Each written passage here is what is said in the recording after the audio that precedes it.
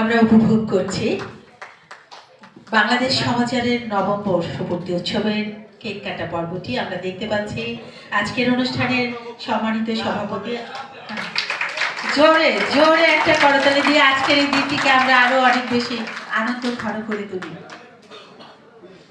আমরা দেখতে পাচ্ছি আজকের অনুষ্ঠানের সম্মানিত সভাপতি ডক্টর খান আসাদুজ্জামান স্যার, সম্পাদক ও প্রকাশক দৈনিক বাংলাদেশ সমাচার, কেক খাইয়ে দিচ্ছেন। এই প্রকাশিত সংখ্যা আমরা সবাই মনোকম্য তুলে ধরবে, সবাই দৃষ্টি আকর্ষণ।